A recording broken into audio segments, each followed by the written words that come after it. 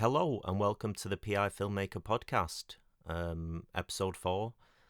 This week I'm recording on a Thursday instead of a Wednesday. The reason for that is because I've got a lot of planning that I've been doing for the shoot that I've got this weekend. Final 4 or 5 shots for Notion, and then I have everything that I need to kind of wrap that film up. Since recording the last episode on Wednesday last week, there were more student reviews of Blurred Lines. So I recorded on Wednesday. On Thursday there were further reviews, which meant by the time I put it out on Friday, it felt like there was already more to discuss about the subject. So I'm going to get into some of that now. But this isn't going to be entirely about film reviews, because I did cover much of that last week. We're going to talk about the production of X, which is a feature film that I made a number of years now, and we're going to discuss a few other things related to indie filmmaking too. So, following last week's episode, the first student review said simply "bros washed." Now, the film Blurred Lines features a character called Martine, played by Miranda Benjamin, so I can only assume that "bros washed" refers to the director. And I've been sharing these reviews on my Instagram stories, and that's something that I've long done, whether it be positive reviews, negative reviews. I've always shared just the general perception of my work, but obviously with Blurred Lines, it's kind of blown up quite a bit, and students genuinely seem outraged when I share these public reviews on Instagram stories. And I would note that these disappear within 24 hours. Versus their reviews, which are public for the foreseeable future. Another student said they couldn't make it past 10 minutes of Blurred Lines, the first 10 minutes, which kind of supports a recent article by The Atlantic, which discussed the fact that US college professors are finding it increasingly difficult to get students to engage in feature films, and these are students who are actually studying film.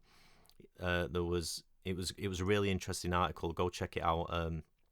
The Atlantic, and these college professors were discussing the fact that film students, so these are people who presumably want some sort of a career within film or film production or film criticism, can't sit and watch a film. And one tutor noted that they'd give like a survey at the end of screenings or homework assignments with answers to see, okay, did they understand the film?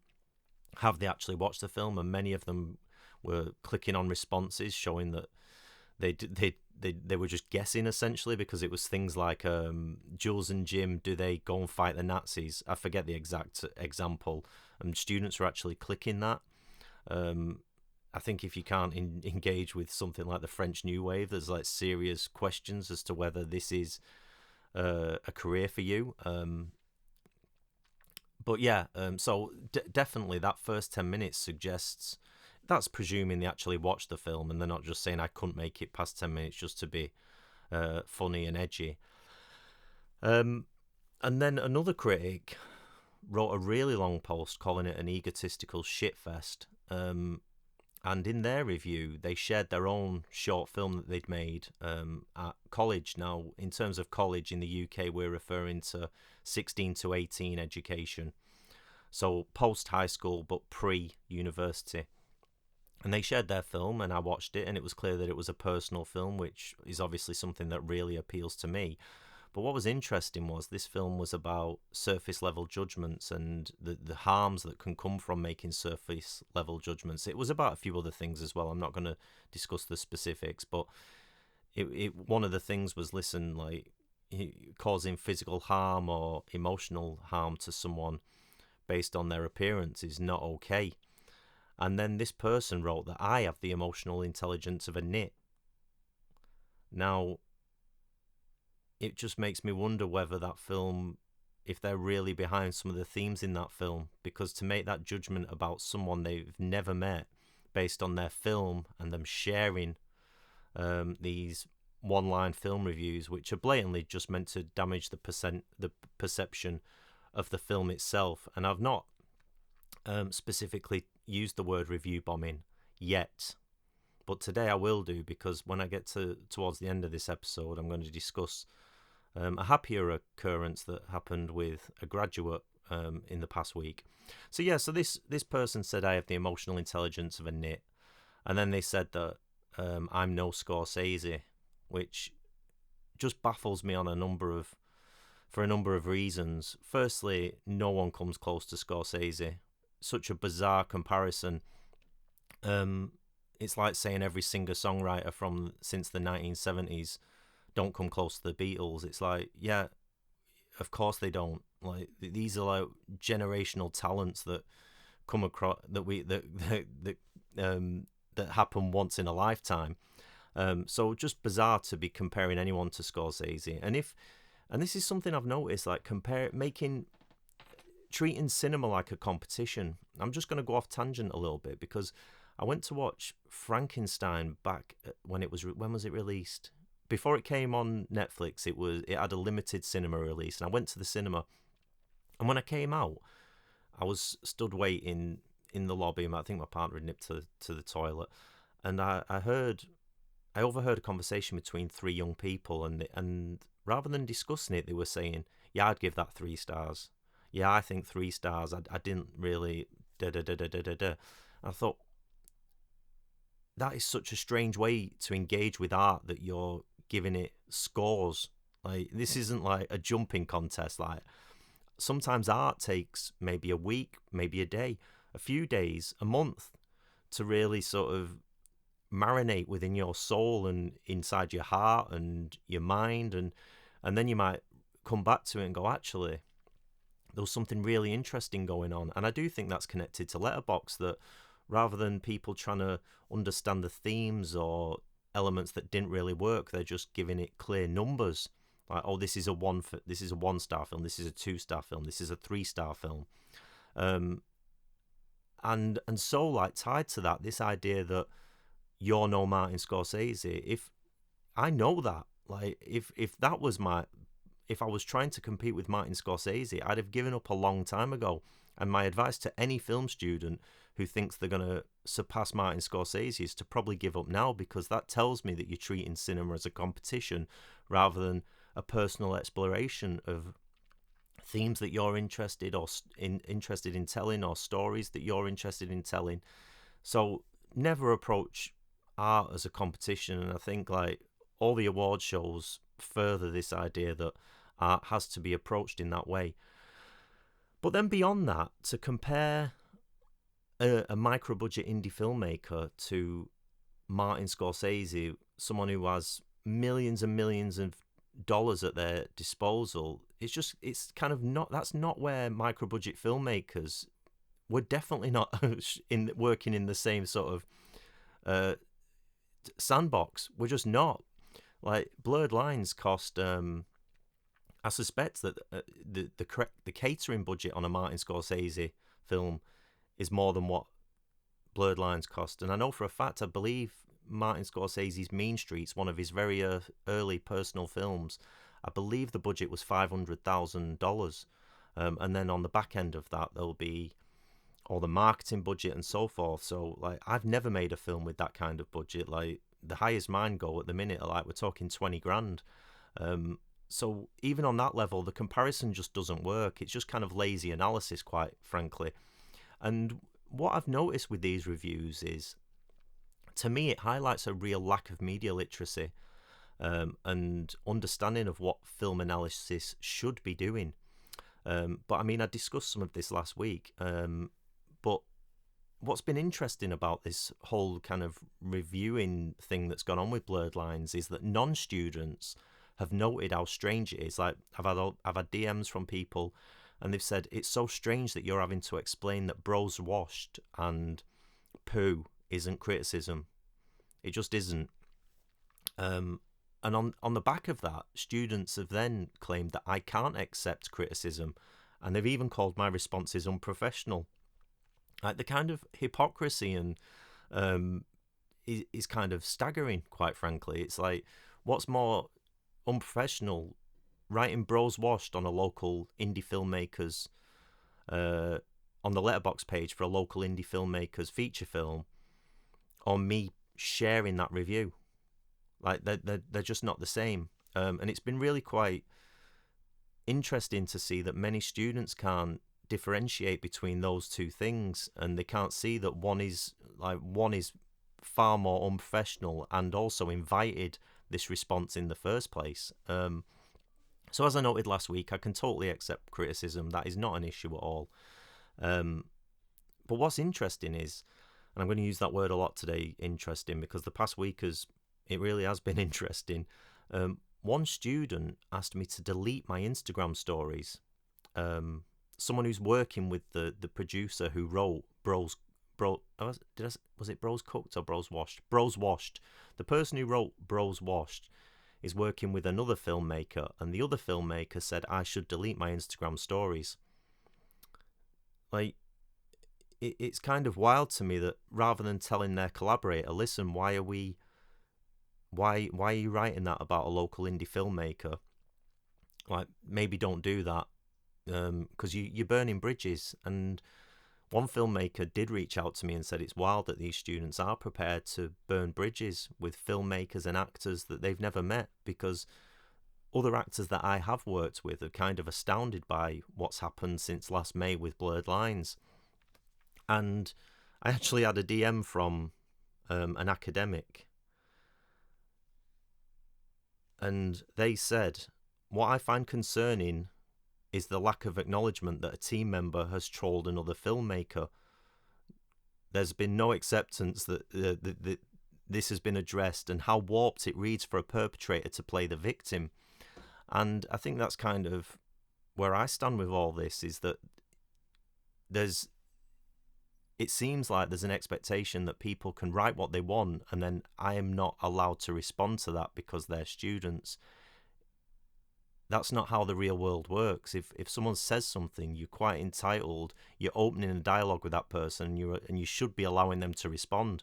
So if someone writes Bros Washed on a film that I've spent my own money on and spent 3 years of my life working on, I should be allowed to respond, and you should be able to accept that.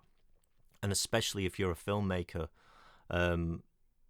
thinking that I should just remain silent in all of this is not okay as far as I'm concerned. And then the person who said, I'm no Scorsese, reminder, yes, I know that, also said that I seem to have no understanding of digital footprints.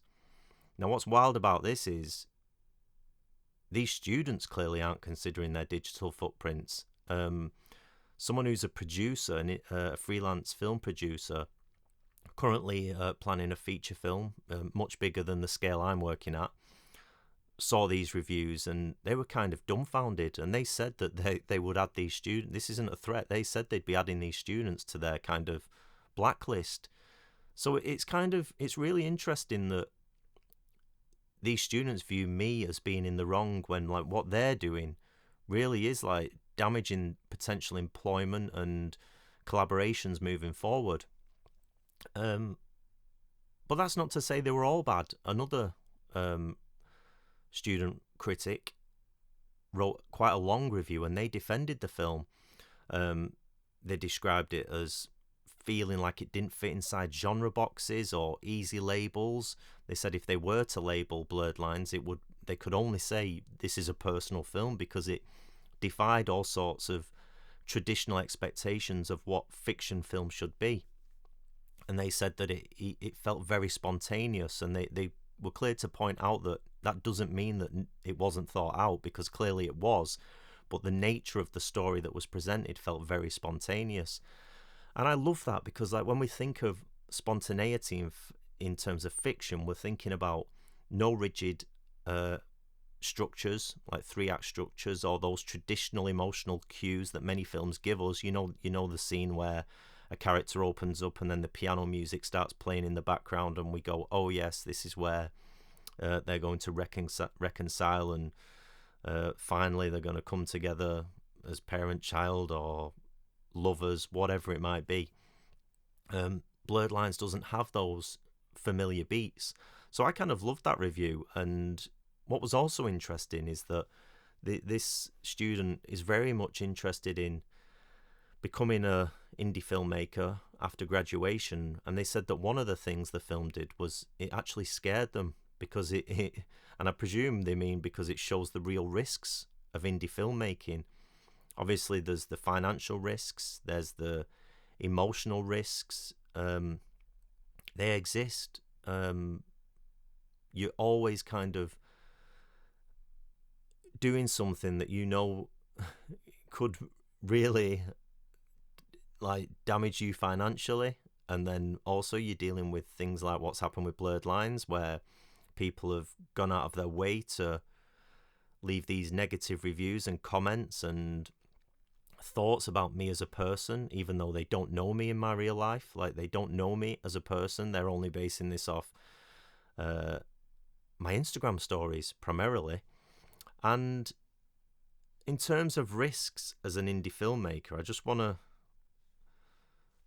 read out this section of a Werner Herzog quote from a guide for the is it a guide for the perplexed or a guide to the guide for the perplexed. This is an incredible book if you're interested in filmmaking, because he's a filmmaker who quickly realized that the studios wouldn't support the kind of work that he was interested in, Werner Herzog.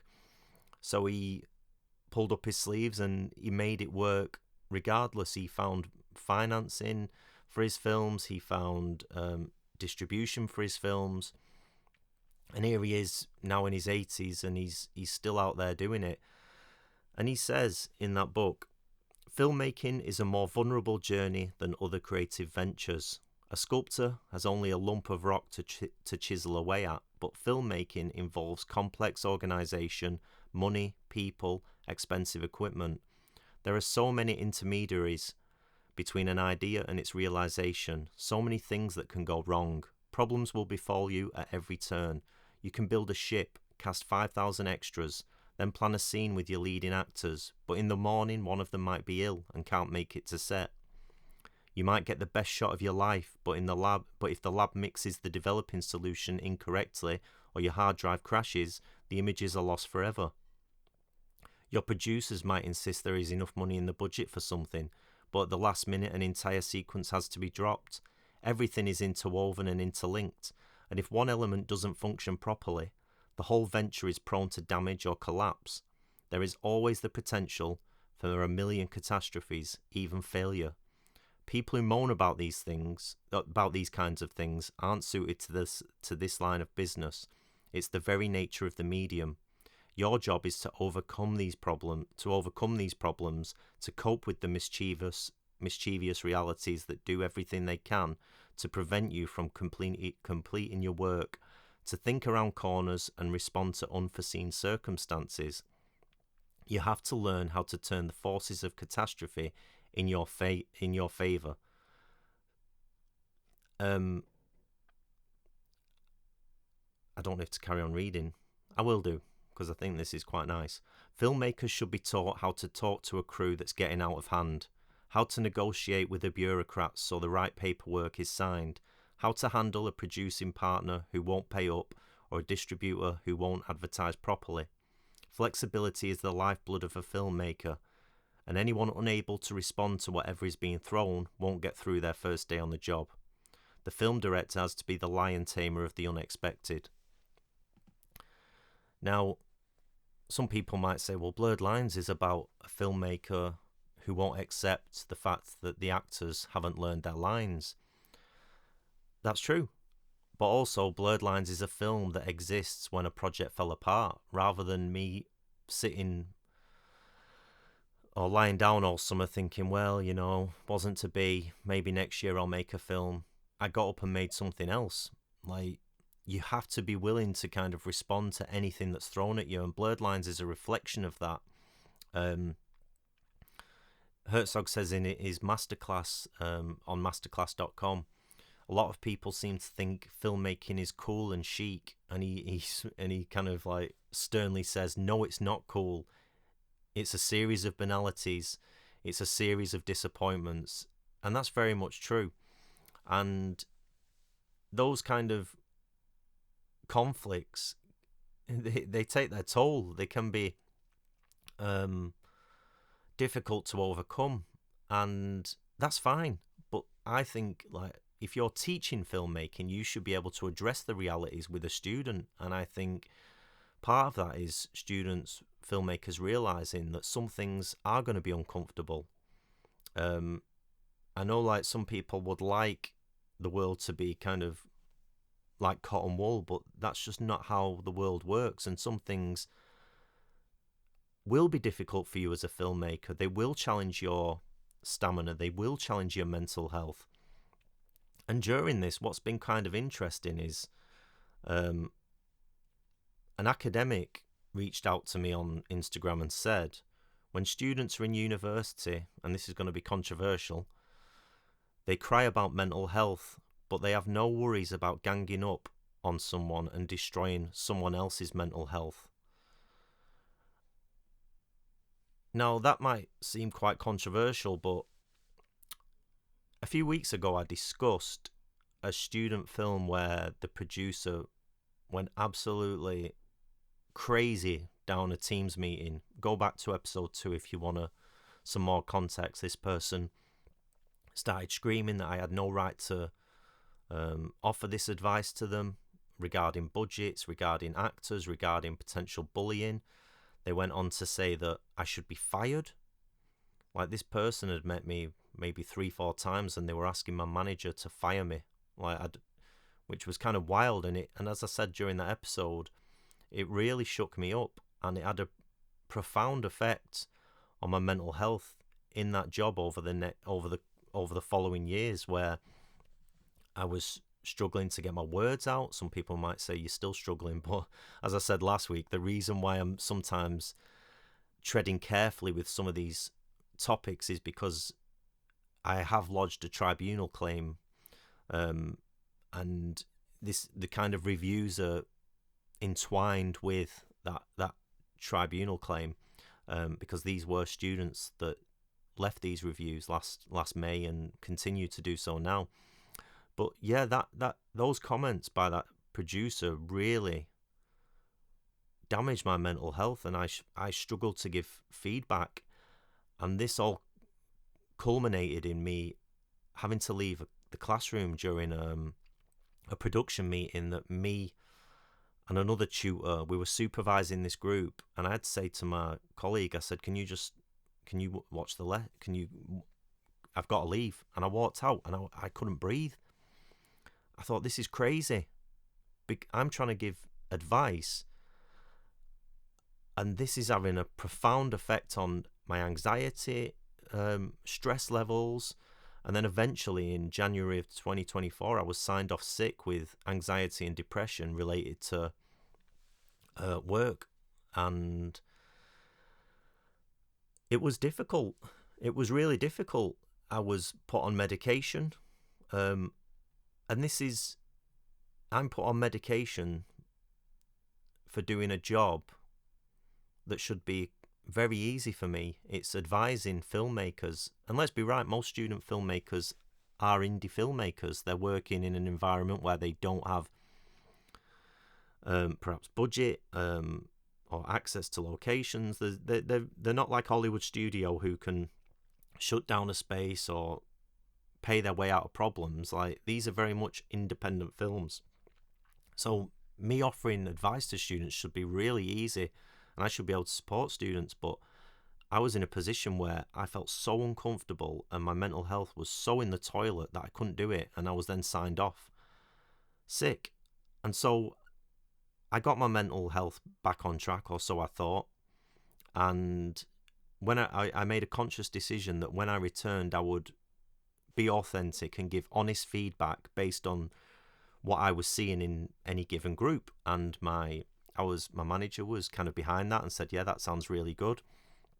And I thought it was going well. If a film needed advice, I would step in and say, right, okay, you need to rethink about this, or this doesn't work. As far as I'm concerned, if you're teaching filmmaking, that's part of the job, to step in if there's issues and highlight those so that people don't fall into easily avoidable holes in the ground. That is part of the job. Increasingly, it feels like as I said last week, that no, actually, we're consumers and you shouldn't offer advice, and we're going to do this whether or not you agree with it.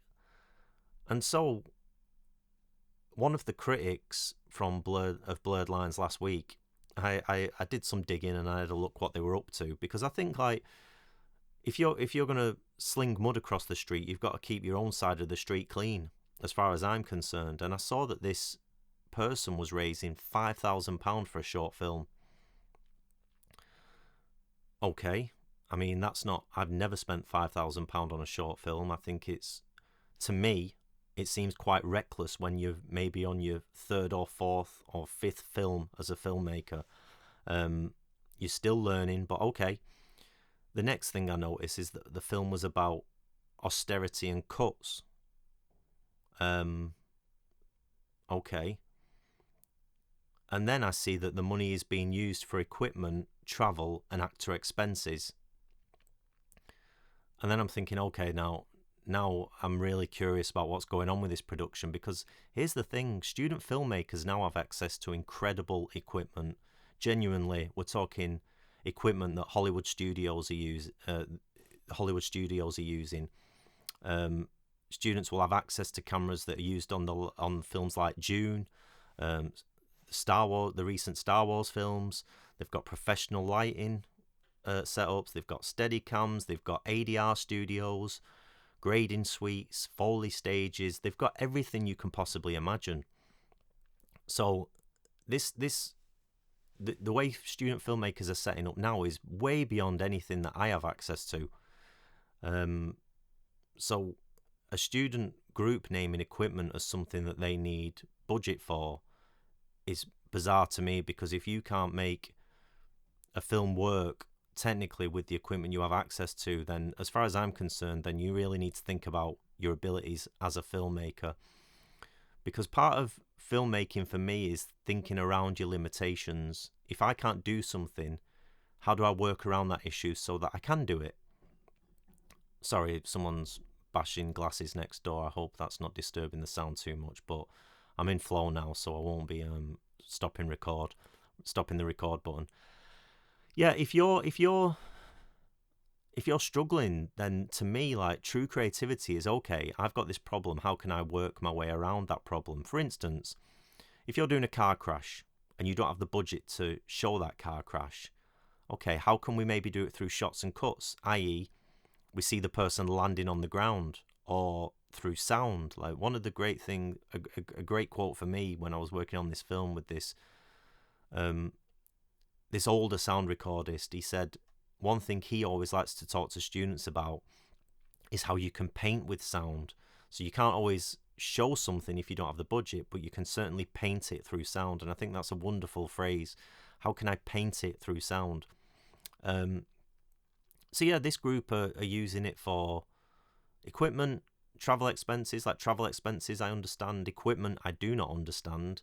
And then actor expenses. Now this is a really tricky one for me, actor expenses, because if you've got what I would deem all the equipment under the sun, to me, if you have £5,000, you should be giving some of that to actors. I don't mean their expenses, I mean you should be paying them a day rate. Now maybe they will, maybe they'll reflect on what it is they're trying to do and think, okay, maybe we should offer actors some money in this instance. And this is where, like, I often think about people presenting themselves as indie and an actual indie production, and I'll get into what I mean with that now. So when I think of an early Spike Lee film, She's Gotta Have It. Now there's a film shot in 1986, released in 1986, and one of Spike's early feature films, and he's done a wonderful book about, it's on my shelf. I spent like 40 quid on it because it's out of print, and it's his diary from the time of making that film. He'd had a project collapse the previous year.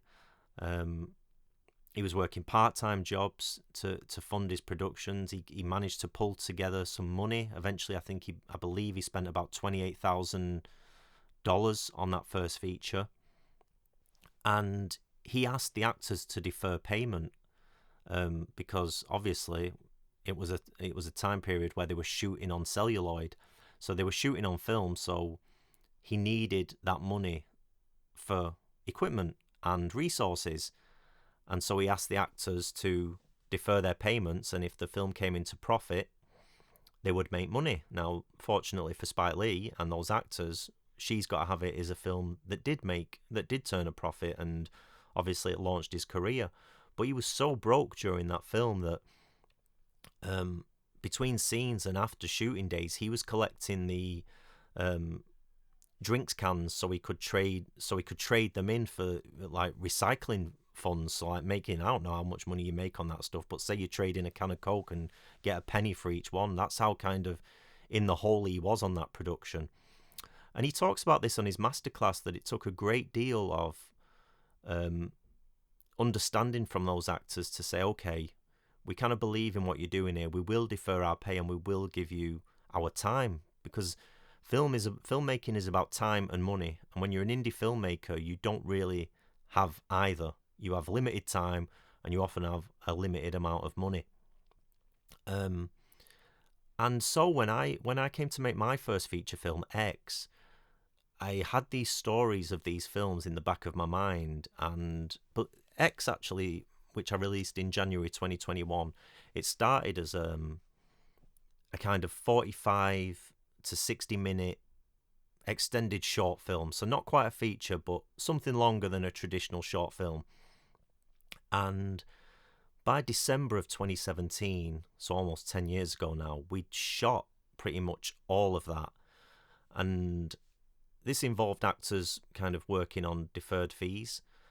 At this point, there was no budget for the film. I was so broke, I was literally on universal credit.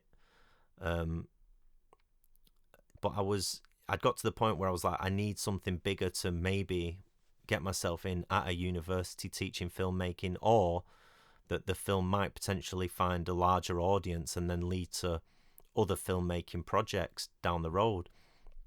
I found that short films I'd done everything that I could in that format, in that short form format.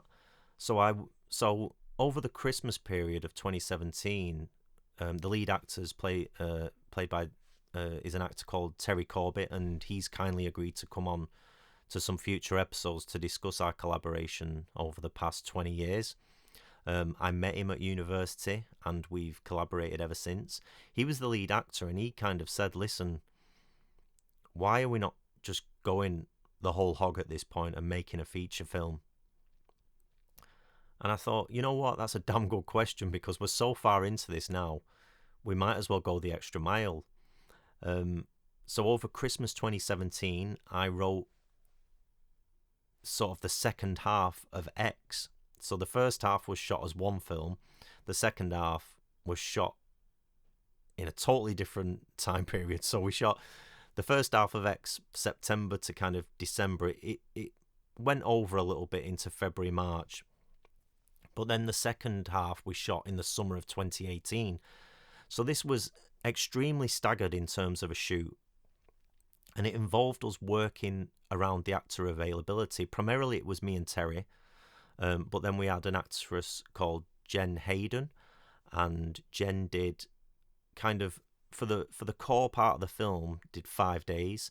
So she did a single day in, if this is all off the back of my memory, 1 day in November, and then there's an extended sequence inside a flat, and we did that over 2 days. So her main contribution was a handful of days total, and yet they're one of the main actors. Terry did a lot more, but me and Terry are friends anyway, so we were kind of just doing it ad hoc, like, okay, we'll get an hour today, we'll do 2 hours Sunday, we'll do 3 hours the next Sunday. So this was really staggered as a production, and I think that's fair to actors when you don't have the money to kind of book a block of their time. And what's interesting, during this whole Instagram thing that's kicked off, an actor reached out to me and said, I'm really glad that you're kind of pointing out some of the issues with some productions, because they were recently offered a short film. It was a 2-week shoot and they wanted the person to commit 2 weeks of their time solid, and there was no pay, and they weren't even offering expenses. Now, I've always ensured that everyone who came to my film got fed, got watered, and I was fair with their time.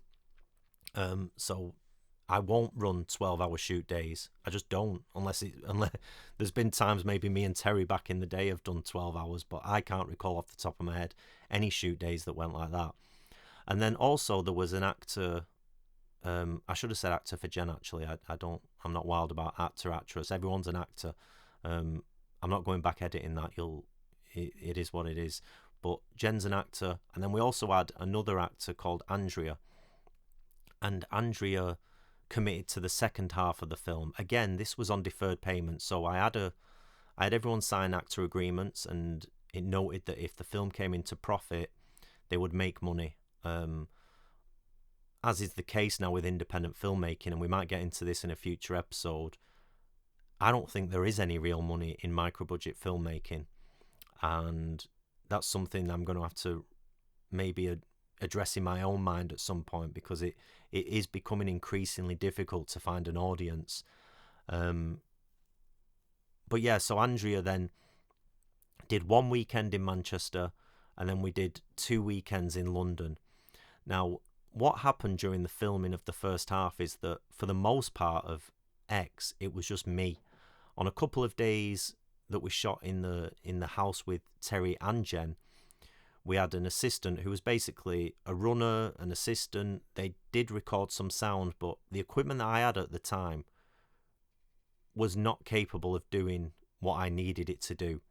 Now, some people might say, well, you were stupid for trying to make a film without top equipment, without all the money you'd like. Yeah, but it's like there's no perfect time for anything with art. I found myself without a job, and rather than sitting on my backside, I thought, well, okay, maybe this is a sign that I should try and do something. I don't know how I'll do it, but I'll get there. And when I spoke previously about filmmaking being almost like muscle memory, this is a great example,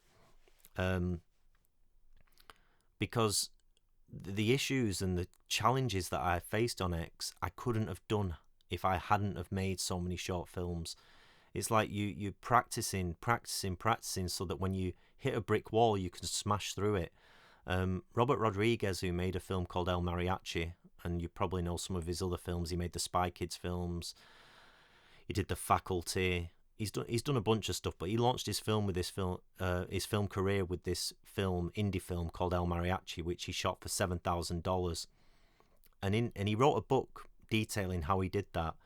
And in early pages of that book, he says that so many film students will raise thousands for a short film, and they've not got the experience to really know what they're doing. So when the film doesn't work, they go, gee, we spent all this money and it sucked. And he's like, yeah, of course it sucked, because you've not made a handful of mistakes yet. Whereas Robert Rodriguez said, I'd made 12, 13, 14 films and made loads of mistakes, so I was at the point now where I knew how to overcome them challenges.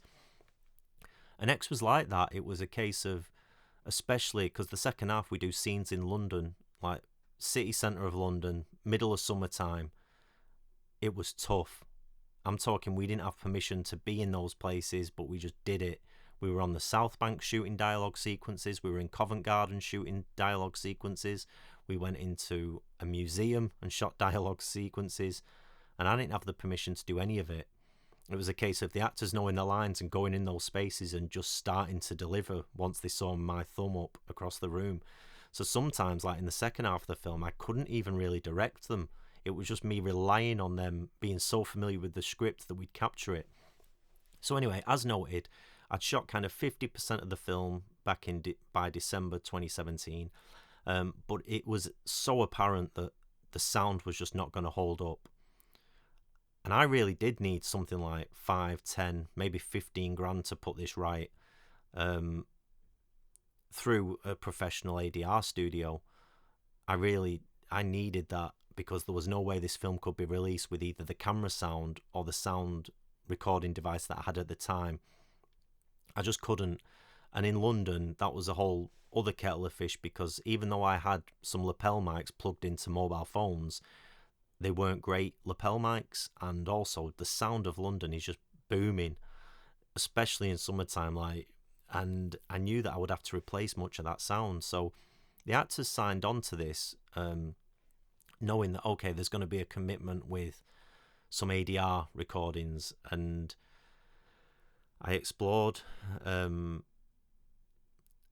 cost of studios. I looked into the cost of studios. I then reached out to a colleague who worked in a college, and they said they might be able to set up a studio space. It was just going on and on and on, and it was clear that I was not going to have the money to get this film finished the way I wanted it to be finished.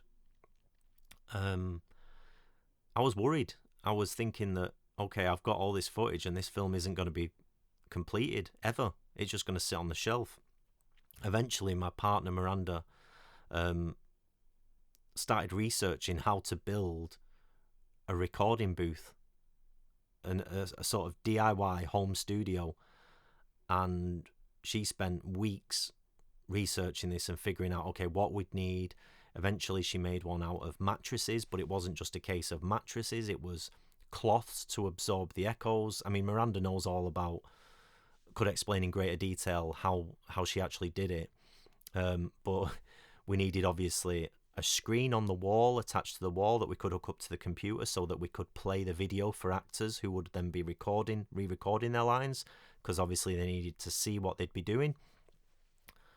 I was convinced this would never work, and I guess maybe one of the real limitations of X is maybe the sound. But as part of this podcast process, I actually went back and I watched X, because I was like, I've not watched it since I finished it and released it. And you know what? The sound was less jarring than I expected, but also watching the film, I thought, as I said with Blurred Lines, I've not seen anything like this. And for me, the older I get, the more I appreciate that in film. I don't want to sit and watch a film and go, okay, I know what's gonna happen at the end of this film. And I remember one of the reviews of X by someone who came across it on Amazon. They said, I didn't realise this was a UK film, which is great for me because I think the UK has a real obsession with class dramas, whether that's the upper class in period dramas, whether it's middle class rom-coms, or whether it's kind of them lower class gritty dramas that we always see released into cinemas. So like the fact that someone just took it and thought, I don't know what this is it American, is it French, is it Italian? That was a real compliment. But then they said it felt like a cross between, and they said, this feels like a cross between Before Sunrise and I Don't Know What.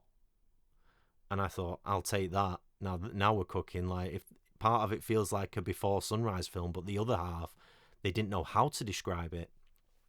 And that really, I felt that when I watched it a couple of weeks ago. I thought, yeah, okay, there's technical limitations and there's technical issues in the film, but the story itself, I've not seen anything like it. And actually, the themes were resonating with me. And of course, I would say, some people would say, well, you would say that, you made it. But that film could have sat on a shelf with no sound, or I could have accepted the limitations and say, okay, we haven't got the money for the ADR studio that we wanted, but we can maybe build a home studio, get the dialogue, embed it into the timeline, and we have the story. And that's what we did. And that's something that I think indie filmmakers have to kind of accept sometimes, like that you're not always going to have everything that you'd like in an ideal world, and you've got to prepare to accept those mistakes. Werner Herzog says in the book, A Guide for the Perplexed, learn to live with your mistakes.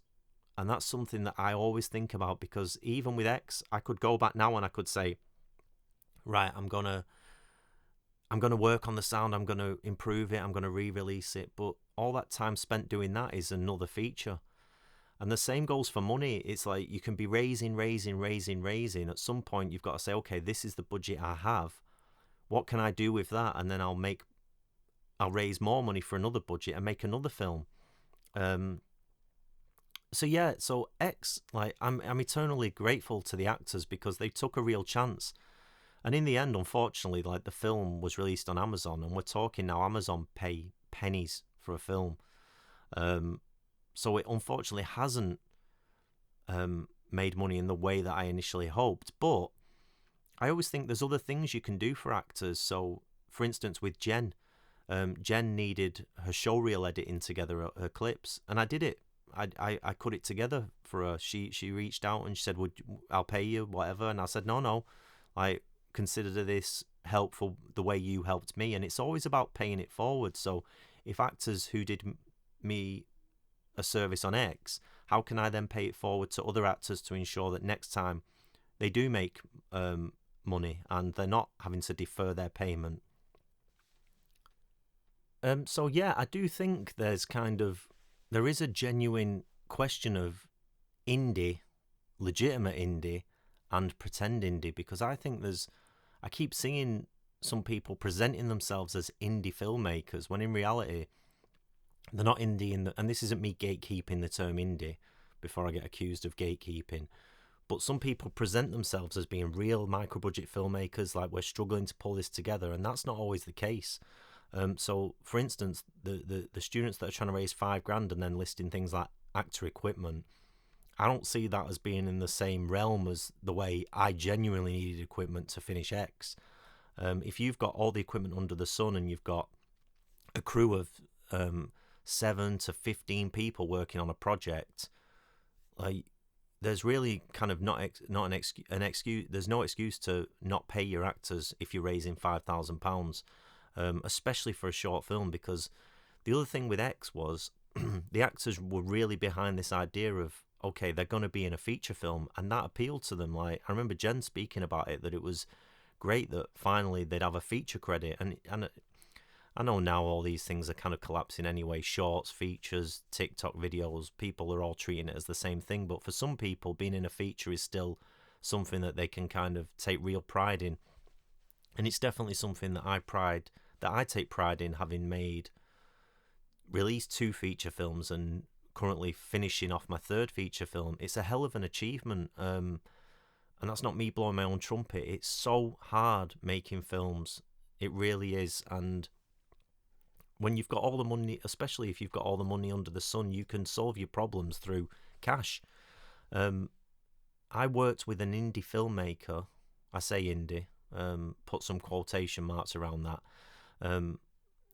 based in West Yorkshire, and this person reached out to me, asked if I would shoot this film. I said yeah. They said, what would you want per day? So I gave an amount, and it wasn't a high amount, it was pretty fair, but I kept hearing this filmmaker say to the actors, it's indie. And yes, they were paying, but they kept saying it's indie. Now, is that term being used as a kind of crutch to excuse mistakes, or is it being used as a way of justifying giving a lower wage than what would be expected on a project working with under equity rules, for example? I don't know. But what was interesting about this project was that the person was self-financing, but they were literally a millionaire. And I mean, when I say millionaire, last I heard, they're hoping to retire by the age of 40. So this person kind of running around telling everyone they're making an indie film. Yes, you are making an independent film, but you're not. To take that term and use it in terms of to suggest micro budget and limited resources and limited funds, that's not really the case. And I think back, I discussed this on my Instagram stories recently. A group, a filmmaking group, a number of years ago, they wanted to rent. I don't think I've discussed this yet on here. I hope I haven't. If not, I apologise for the repetition. I do these as kind of 1 hour long monologue and then just don't edit them and release them, minus a few pauses where I've had to account for sound issues in the background.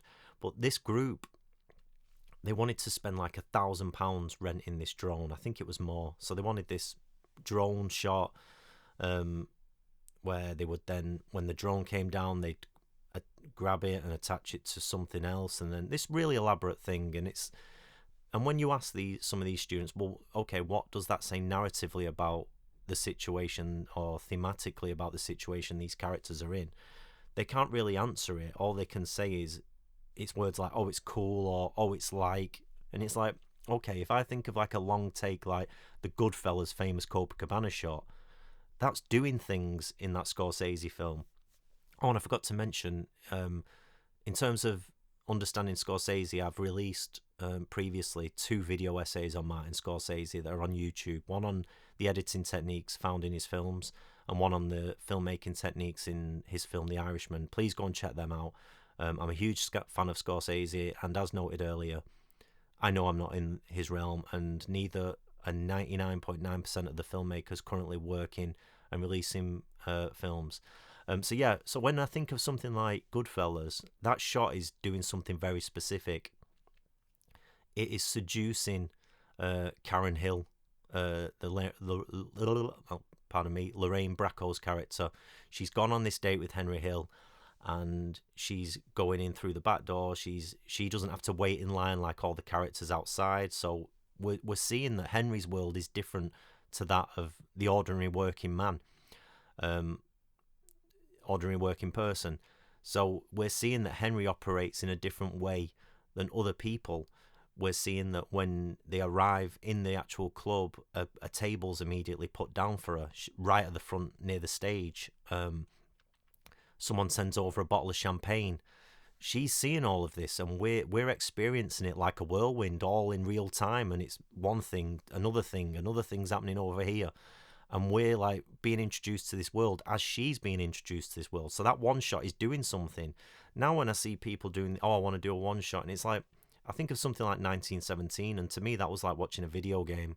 It was like when you see the character running through all these explosions and gunshots, and I'm not understanding why that needs to be done in a one shot. And I know Patrick Willems, who does YouTube analysis, said that he does these video essays on YouTube. He said that he actually thinks 1917 would have benefited from not being done in one single take. They're not done in single takes, they're stitched together. But there's a film where I don't quite know why there couldn't be cuts in the presentation of that narrative. And I agree with Patrick Willems on that case. But this student group wanted to do this drone sequence anyway, and they were going to spend something like $1,000. I don't know how much these things cost to rent. And I said, well, but are you then using some budget towards helping the actors? And this really riled this group. They like the other group with the lenses. It really riled them. And I actually had a bit of a heated discussion with another tutor. This tutor was like, well, they want to spend money on their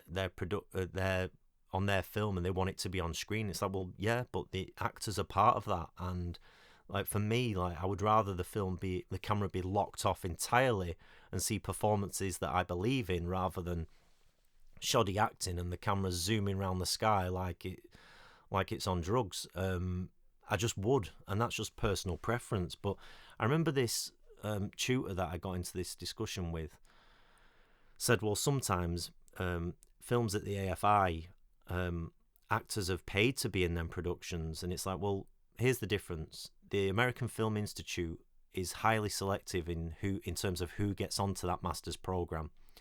Some of the alumni include David Lynch, Terrence Malick, Darren Aronofsky, Patty Jenkins, Andrea Arnold. Completely, you're comparing you're comparing oranges and apples. They're not the same thing at all. A UK undergraduate degree is not going to produce the same type of film that is going to be produced at the AFI, which is highly selective. And in terms of the type of work that they're producing, like professional, holds up against short films that are released out into the world. It really is. And this kind of brings me back to, in terms of education, I received a message from an academic who actually studies and does research into education, and they said they were enjoying the podcast, so thank you. I'm glad you're enjoying it. And what they said is they wrote this long message about some of the issues that film students are facing, and also education in general. They said, and I'm just going to quote a section from this message that I received from them. HE has gone to pot. HE is higher education, for those of you not familiar with the UK education system. It's eating itself up. The notion that positioning students as consumers drives standards is fucking bollocks. As much as students frustrate me, it is policy and management who have let this situation get so out of hand. They use the notion of the student consumer as a shield to push through their unpalatable decisions. We've got to recruit, we've got to retain, we've got to get them through, we've got to give them another go. The fees going up is part of the problem, but the bigger part was letting this coincide with allowing universities to recruit without caps on student numbers. If recruitment was capped, then courses may be more discerning about who comes on. Students might take pride in their place and ownership of their duty, whether that's taking on board feedback or looking after equipment or treating people with respect. And that's really interesting because that speaks to what I've just said. Like a master's program at the AFI is far more selective than a university will accept any filmmaking student, regardless of their engagement in the subject. It just is different. A current student reached out to me recently because they're having troubles with their film project, and they sent me a link to a short film that I think it was UCLA or it was one of the California universities that Coppola and George Lucas went to. They sent me this behind the scenes video of what these students were doing on this final film project. They were doing this sci-fi drama, space. It looked incredible. And then this student said to me, I can't even organise a meeting in the pub with my peers. And that's where it's like, in terms of teaching filmmaking, there is something does need to be addressed in terms of engagement and responsibility and treating people with respect, because universities might say, well, learning to work together is part of the problem, is something that students need to learn to do. Yes, that's true, but if I'm doing a Mark Duggan film out in the real world and someone doesn't pull their weight on a project, I can say to them, listen, I don't think this is working, tomorrow don't come back. Whereas universities will say, well, we've got to get them through the course, as this person points out, the academic who sent the message. We've got to get them through the course, and okay, we'll grade them for that project, and just don't work together again. But in the meantime, what has that filmmaker learned about the reality of real world filmmaking? I don't know. So it's kind of, I don't really know what this episode has been about so far, but it's been zigzagging all over the place. But if I link it back to these reviews that have happened, I saw again on Instagram, Josh Brolin, the actor who was in things like No Country for Old Men, was in June. They shared one of these a post by one of these psychology accounts, and it said, and it really resonated, you must develop the ability to be disliked in order to free yourself from the prison of other people's opinions. Most people are not afraid of failure, they're afraid of disapproval, being misunderstood, being judged, being talked about. So they shrink, they soften their opinions, they dim their ambition, they filter their personality, not to be authentic, but to be accepted. Your brain is wired for belonging. Thousands of years ago, rejection meant danger, so today criticism feels like a threat, even when it isn't. But when you live for approval, you lose your authority over your own life. You start making decisions based on applause, not alignment. That's the real prison. Being disliked is not a problem. It's proof you're thinking independently, setting boundaries, refusing to perform. Neutral people don't get criticised. Visible people do. Now, again, some people say, well, you can't accept criticism, Mark. I can accept criticism. But what this is making me think of, this quote, is that me sharing those reviews and having a backlash for sharing those reviews and people saying I'm out of line, I'm unprofessional, it's not fair, that's making me realise that actually I am stepping out and I'm doing the right thing. I'm thinking independently. I'm saying, no, you don't have the right to publicly slander me. And it was one of them quotes and one of them posts that came at the right time. And further to that, a graduate from last year followed the YouTube channel, and it was a graduate who got involved in the reviews last year. They posted a negative review, and then they deleted it. And I noticed at the time they deleted it, and I presume they deleted it because they didn't feel great about what they'd done. Because this student was someone who it really shocked me that they got involved in those reviews, in that review campaign last May. I was shocked because this student was so polite. They did take feedback on board, and I couldn't reconcile it. So I saw that they'd followed me on, they'd followed the channel to obviously hear the podcast and see what I'm up to. So I thought, you know what? Because I recall this person being polite before they posted their review, I'm going to chance messaging this person. And I said, hey, I see you've followed me. I just want to say, like, what happened last year was really disappointing. But if this is a genuine follow that's been done in good faith, thank you. And they responded, and they apologized for posting their review last year. They said they'd got caught up in the bandwagon, and the term they used, which I said earlier I'd come back to, they said they got caught up in the negative review bombing. And that was kind of telling, because obviously review bombing's this modern internet phenomenon where people try and damage the perception of a person or a product by leaving negative reviews. So this student, through their eyes, has said, yeah, they recognise that this was deliberate negative review bombing. And prior to this episode, it's not a term I'd used because I didn't want to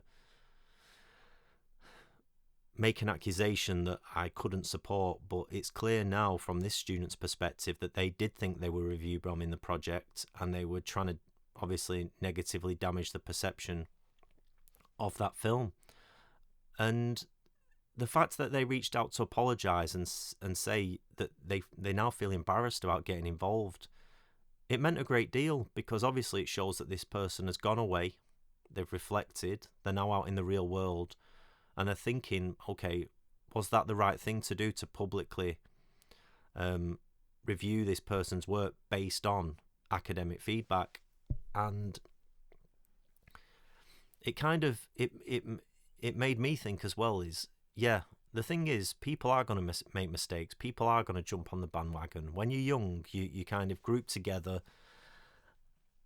and that's where it's the tutor's job to sort of set the boundaries.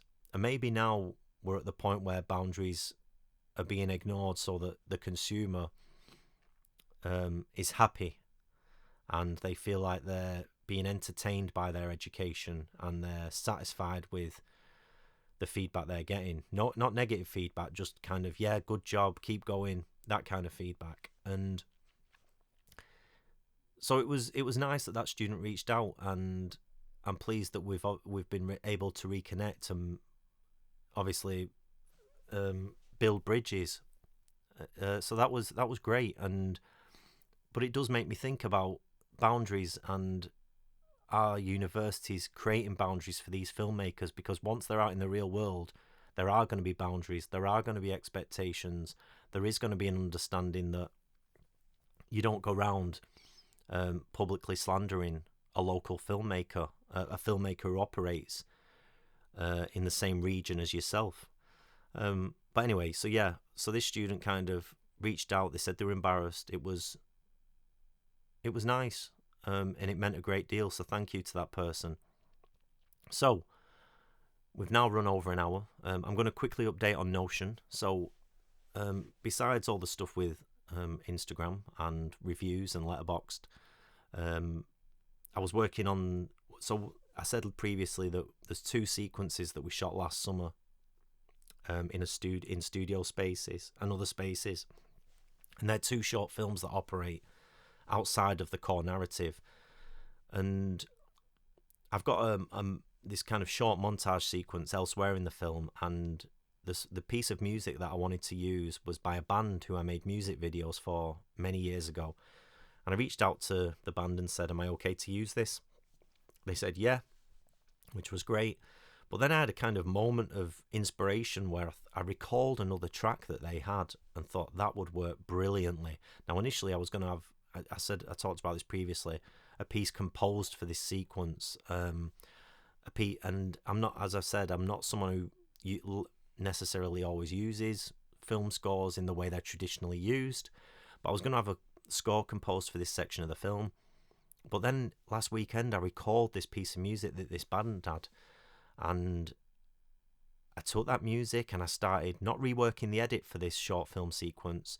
I started editing the music itself, adding reverbs, adding echo effects, adding in sound effects.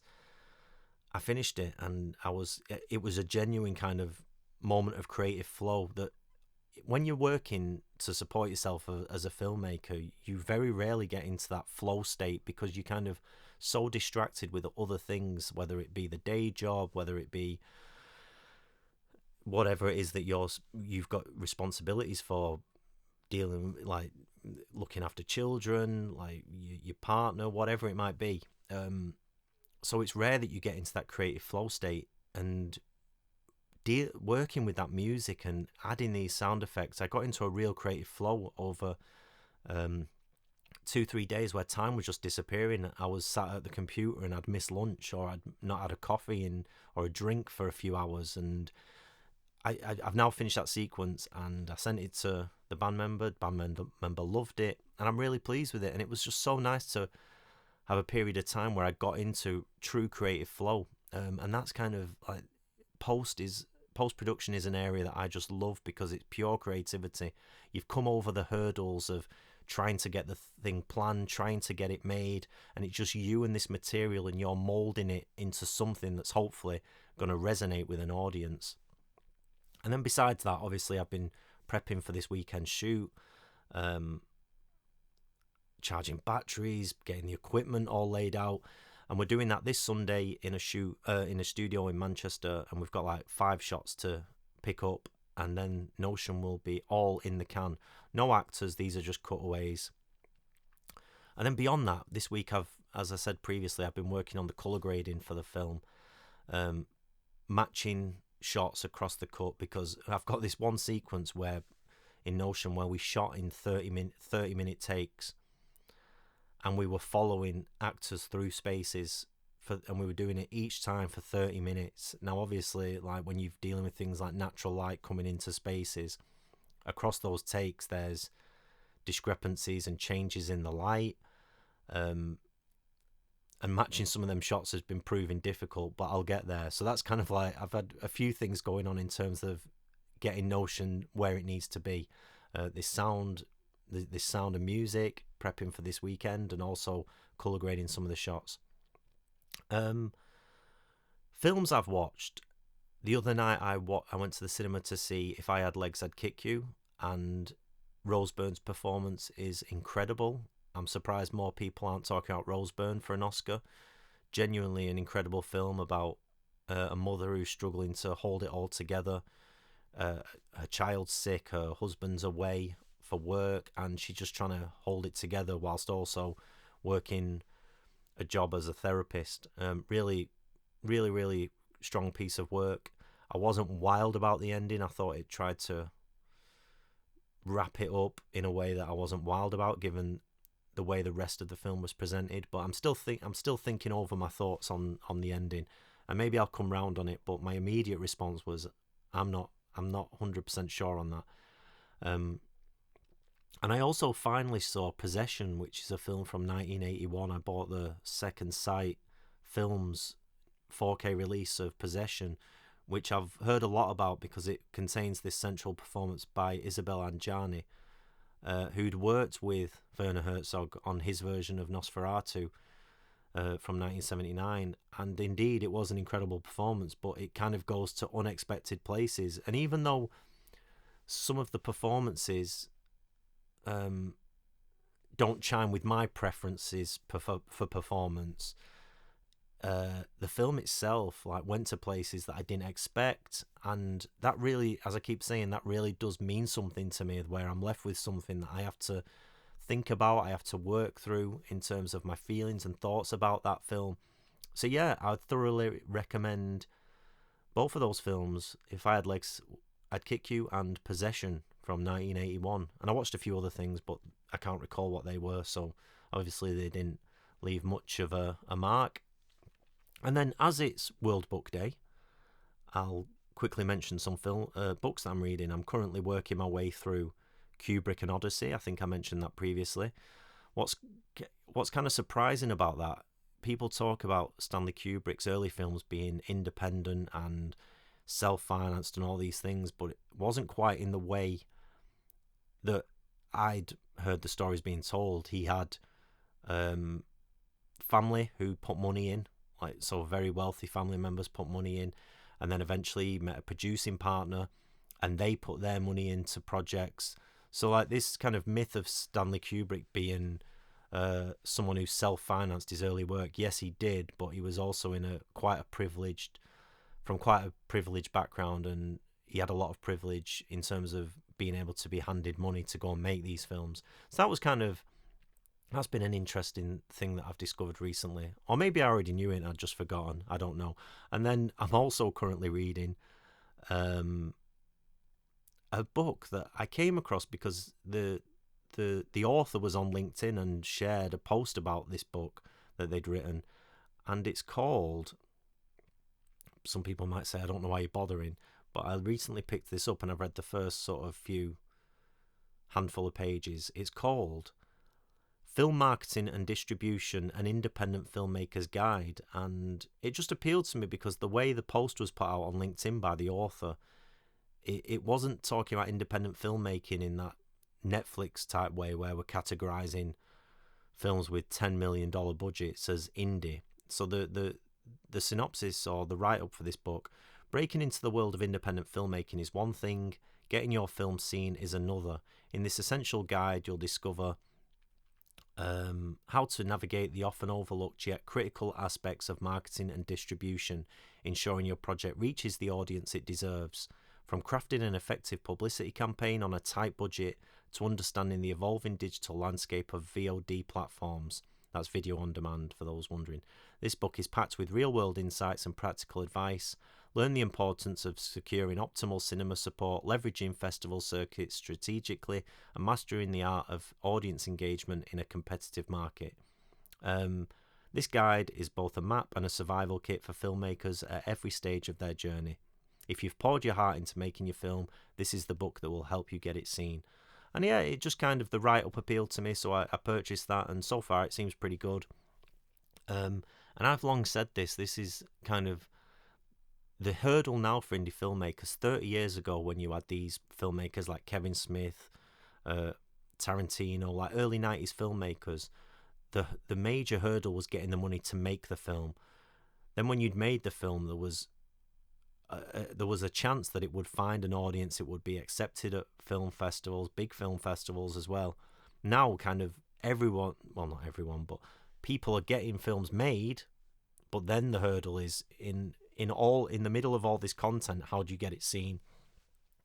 And that's something that's kind of like the major hurdle now for filmmakers. Yes, obviously it's difficult to make a film, but then beyond that, with the amount of content at our fingertips, how do you then get it seen? So hopefully after I read this, I might have something that I can discuss with you on this podcast. So we've now run for nearly an hour and 15 minutes. I think that's everything I wanted to talk about. If I had a stumble or two, again, it's because it's a very tricky situation discussing these reviews that have happened on Letterboxd, but hopefully you understand where I'm coming from, and hopefully, once again, this has been of use to you if you're an independent filmmaker or an aspiring indie filmmaker. That's it for this weekend. That's it for this week. I'll be with you again next week. Thank you.